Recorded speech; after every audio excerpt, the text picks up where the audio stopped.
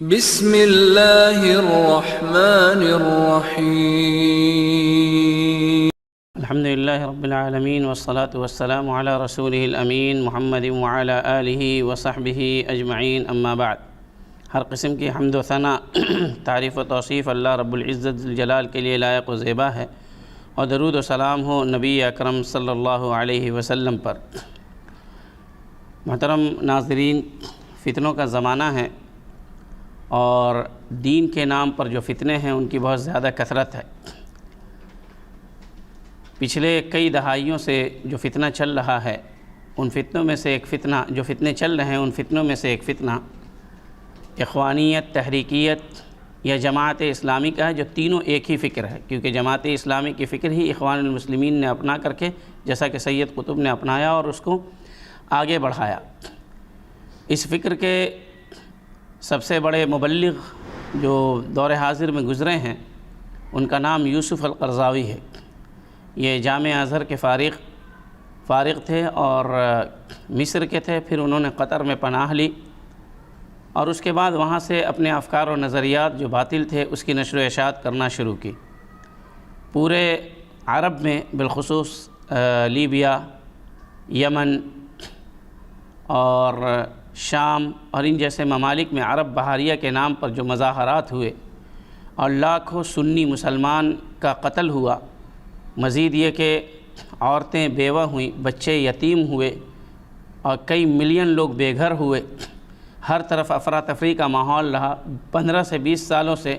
لوگوں کے کان صرف اور صرف اپنے مسلمان بھائیوں کے موت کی، ان کے بے گھر ہونے کی، ان کے مرنے کی اور ان کی یہی خبریں سنتا رہا اور ان کی بے بسی کو دیکھتا رہا۔ ان سب کے پیچھے یہی فکر تھی جو یوسف القرضاوی پھیلاتے تھے، اخوان المسلمین کی فکر۔ مزید یہ کہ ان کے علاوہ اور بھی جو لوگ تھے ان لوگوں نے بھی اس میں پورا ساتھ دیا۔ چنانچہ عرب بحاریہ میں جب شامی مسلمانوں نے خروج کا ارادہ کیا تو سب سے آگے فتویٰ دینے میں یہی یوسف القرضاوی تھے، اور جب شامی مسلمان گھر سے باہر نکلے اور رافضی وہاں کا جو حاکم تھا رافضی، وہ ان مسلمانوں کے ساتھ جو برتاؤ کیا، اس کے بعد کی جو پوری کہانی ہے، پورا منظرنامہ ہے، وہ آپ کے سامنے ہے کہ کئی لاکھ مسلمانوں کا قتل ہوا اور کئی لاکھ مسلمان بے گھر ہوئے۔ اب جا کر کے اللہ رب العالمین نے شام میں کچھ راحت دی ہے اور امن و امان اور استحکام ایک حد تک وہاں پر برقرار ہے۔ اللہ رب العالمین ان شامی مسلمانوں کی حفاظت فرمائے۔ اسی طریقے سے وہ لوگ مصر کے اندر حاکم کے خلاف بغاوت کے اوپر لوگوں کو ابھارا اور لوگوں نے اپنی جان کو قربان کیا، اپنے بچوں کو قربان کیا۔ یہ پورا جو خونی کھیل تھا کئی سالوں تک، یہ یوسف القرضاوی اور ان جیسے لوگوں کے فتوے اور ان جیسے لوگوں کی ترغیب کی وجہ سے تھا۔ اب تاریخ پڑھیں گے تو آپ کو اندازہ ہوگا خود یوسف القرضاوی کیسے تھے۔ ایک تو فکر ان کی کئی افکار کا مجموعہ تھی، ان میں صوفیت بھی تھی، ان میں اعتزال بھی تھا، ان میں خارجیت بھی تھی، بسا اوقات انکار سنت بھی تھا، اور ایک حد تک اباحیت پسندی بھی تھی، اور بہت سارے امور تھے جن کا ہم تذکرہ کریں گے اور انشاءاللہ سب ٹائٹل میں اس کا آپ حوالہ بھی دیکھ پائیں گے۔ یوسف القرضاوی تقارب بین الادیان کے قائل تھے۔ تقارب بین الادیان کا مطلب یہ ہے کہ جیسے دین اسلام، دین نصارہ، دین یہود، یہ تمام کے تمام ایک دوسرے سے قریب ہیں، اور یہ کہ ان کی اچھی باتوں کو یکجا کر کے جمع کرنا چاہیے۔ اب دیکھیں اخوانیوں کو، یہ عربوں پر جملہ کستے ہیں اور طنز کرتے ہیں کہ یہ لوگ تقارب بین الادیان کا معاملہ کر رہے تھے، حالانکہ ان کے جو رئیس تھے یوسف القرضاوی، یہ تقارب بین الادیان کا فتویٰ بھی دے چکے تھے، اس کے قائل بھی تھے اور اس کی کوشش میں بھی رہا کرتے تھے۔ حریت ادیان اور حریت عقیدہ کے قائل تھے۔ حریت ادیان اور حریت عقیدہ کا مطلب یہ ہوتا ہے کہ جو دین چاہے اختیار کرے، کسی کے اوپر کوئی زور زبردستی نہیں کی جائے گی، حالانکہ اللہ رب العالمین نے کہا کسی کو بھی کوئی دین اختیار کرنا ہے تو وہ دین اسلام ہے، اور عقیدہ توحید ہے۔ یہ نہیں کہ انسانوں کو اسی طریقے سے چھوڑ دیا جائے گا، جیسا کہ اللہ رب العالمین نے کہا ایحسب الانسان ان یترک سدی، کہ انسان کیا سمجھ رکھا ہے کہ اسے ایسے ہی بیکار چھوڑ دیا جائے گا؟ بالکل نہیں، بلکہ اللہ رب العالمین کے اوامر اور نواہی کی پابندی اس کے اوپر لازم ہوگی۔ یہ انسان کی غفلت ہے یا انسان کی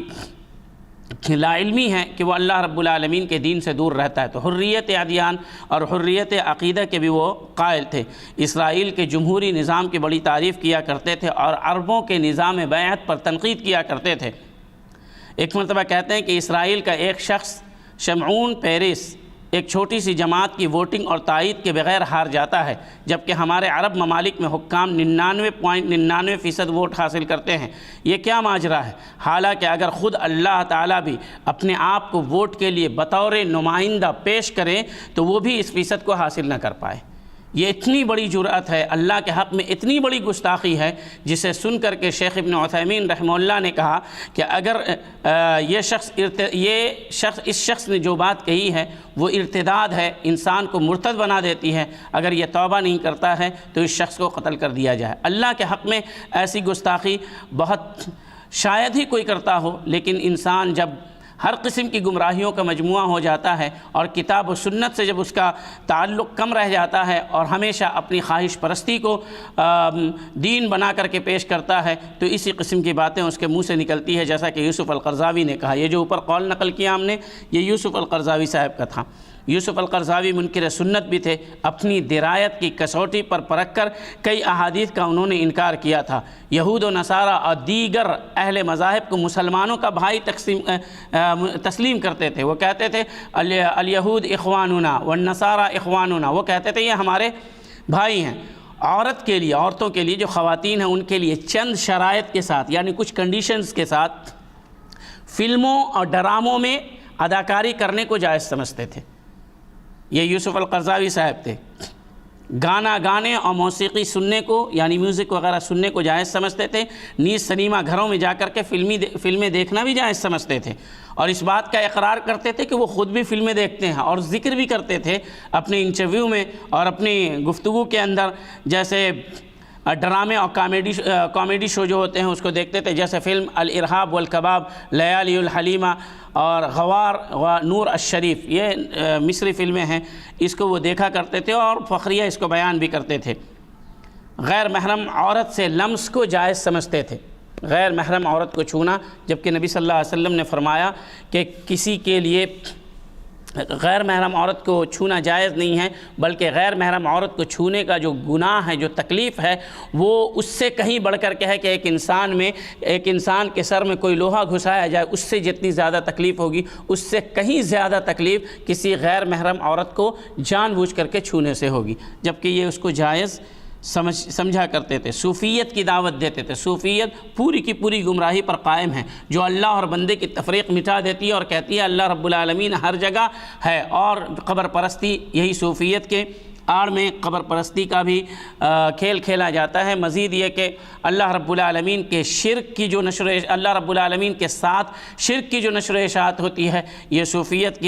کے پلیٹ فارم سے ہی ہوتی ہے۔ اہل کتاب کے علاوہ دوسرے کفار جیسے ہندو، بدھسٹ اور مجوسی کا بھی ذبیحہ حلال قرار دیا کرتے تھے۔ یہ تمام باتیں اپنی جانب سے نہیں ہیں اور کسی پر اتہام نہیں، بلکہ لوگوں کو نصیحت کی خاطر اور ان کو ان کے افکار سے دور رکھنے کی خاطر اور دین کی حفاظت کی خاطر بیان کی جا رہی ہے۔ ان سب کا حوالہ آپ اپنے نیچے دیکھ سکتے ہیں اور وہاں سے آپ کنفرم بھی کر سکتے ہیں۔ آزادی کو شریعت کے نظام پر مقدم سمجھتے تھے۔ فرماتے تھے کہ اگر محمد صلی اللہ علیہ وسلم، یہ دوسری گستاخی دیکھیں، فرماتے تھے کہ اگر محمد صلی اللہ علیہ وسلم بھی دوبارہ اس دور میں بھیجے جاتے تو آپ بھی نیٹو کے ساتھ معاہدہ کر لیتے، ایگریمنٹ کر لیتے۔ یہ کتنی بڑی گستاخی! نبی صلی اللہ علیہ وسلم پورے عرب کے ساتھ ٹکرا گئے، پورے عرب کے ساتھ، اور یہ یوسف القرضاوی کہتے تھے کہ اگر محمد صلی اللہ علیہ وسلم اس دور میں بھی آ جائیں تو وہ نیٹو کے ساتھ معاہدہ کر لیتے۔ بلکہ قرضاوی صاحب نے ایک جگہ صراحت کے ساتھ کہا، لوگ کہتے ہیں نا کہ ہم لوگ، یہ اخوانی لوگ کہتے ہیں، تحریکی یا جماعت اسلامی والے، کہ ہم لوگ اسلامی حکومت بنانا چاہتے ہیں۔ یوسف القرضاوی صراحت کے ساتھ کہتے تھے اور قسم کھا کر کے کہ اللہ کے قسم ہم دینی حکومت نہیں چاہتے ہیں، اور کوئی بھی دینی حکومت نہیں چاہتا۔ دینی حکومت ہمارے نزدیک نامنظور ہے اور مرفوض ہے، یعنی ہم اس کا انکار کرتے ہیں، بلکہ ہم تو سول حکومت چاہتے ہیں، سول گورنمنٹ چاہتے ہیں، یعنی جمہوری حکومت چاہتے ہیں۔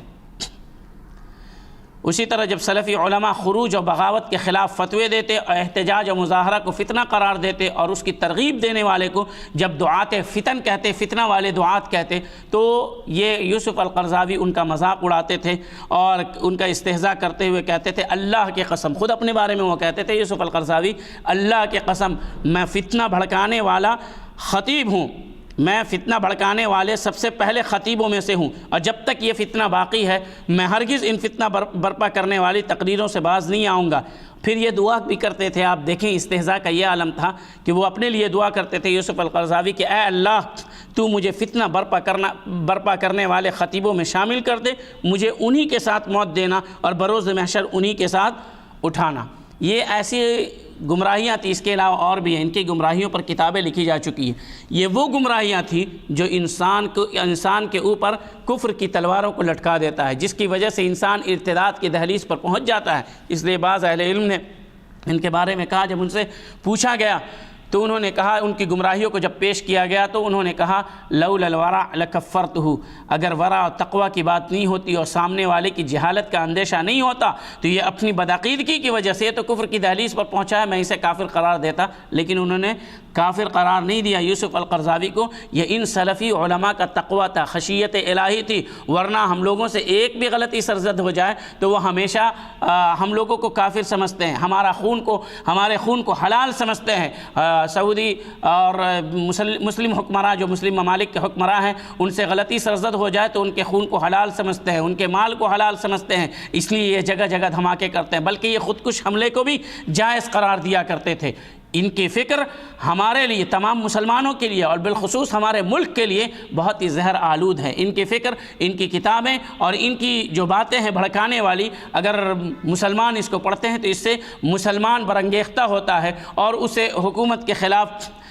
کام کرنے پر ابھارا جاتا ہے۔ تو اس لیے ان کی فکر سے، ان کی ضلالت سے، ان کی گمراہی سے بچنا اور بچنے کی دعوت دینا، لوگوں کو تنبیہ کرنا وقت کی اہم ضرورت ہے۔ ہر وہ شخص جس نے بہت زیادہ کتابیں تالیف کر دی ہو یا بہت زیادہ علم رکھنے والا ہو، ضروری نہیں ہے کہ وہ آدمی صحیح منہج پر اور صحیح عقیدے پر بھی قائم ہو۔ آپ کے سامنے بہت ساری گمراہیوں کا ذکر ہوا، آپ ان گمراہیوں کی تحقیق کریں، دیکھیں کہ انہوں نے کہا ہے کہ نہیں کہا ہے، اپنی زبان سے اور اپنے قلم سے کوئی بھی اس کے اندر رد و بدل نہیں، پھر آپ خود فیصلہ کریں کہ ایسا عقیدہ رکھنے والا، فلموں اور ڈراموں میں کام کرنے کو جائز قرار دینے والا، فلمیں دیکھنے والا، اللہ رب العالمین کی شان میں گستاخی کرنے والا، نبی صلی اللہ علیہ وسلم کی شان میں گستاخی کرنے والا، کیا اس لائق ہے کہ اس کی کتابوں کو پڑھا جائے اور اس کو اسوہ اور نمونہ مانا جائے اور اس کی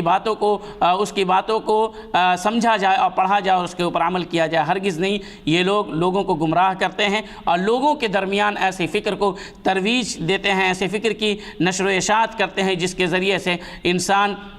اپنے ماحول کے ساتھ اور اپنے حاکم کے ساتھ اور جس ملک میں اس ملک کے ساتھ بغاوت کرے۔ سارے لوگ غلط ہیں، صرف ان کی جماعت اور اگر ان کی حکومت رہے تو وہی صحیح ہے۔ ایک بات بتا کر کے میں اپنی بات کو ختم کروں گا کہ سمع و طاعت کی جو حدیث ہے ولاۃ امر کے بارے میں، یہ صحیح مسلم میں کتاب الامارہ میں بہت ساری احادیث کو امام مسلم رحمہ اللہ نے نقل کیا اور بھی محدثین نے نقل کیا ہے۔ یہ یوسف القرضاوی ان جیسے تمام دعات جو تھے ان تمام احادیث کو یا تو ان کی تعویل کرتے تھے یا ان میں سے بعض کو ضعیف قرار دیتے تھے، بلکہ صحیح مسلم کی ایک روایت کو بھی ضعیف قرار دیتے تھے۔ لیکن جب ان کا حاکم مرسی مصر کے اندر بنا اور وہاں پر مسائل کھڑے ہوئے، لوگ مرسی کے خلاف خروج کرنے لگے، تو وہی روایات، وہی احادیث جو پہلے صحیح نہیں تھی ان کے نزدیک یا جن سے استدلال صحیح نہیں تھا، وہی احادیث یہ ممبر و محراب سے بیان کرنے لگے جس میں یوسف القرضاوی بھی تھے۔ تو اس لیے ان جیسے لوگوں کی جو اپنا رنگ بدلتے رہتے ہیں، اپنی خواہشات کے مطابق دین کو سمجھتے اور سمجھانے کی کوشش کرتے رہتے ہیں، ان سے دور رہنا اور ان کی فکر سے تحذیر کرنا وقت کی اہم ضرورت ہے،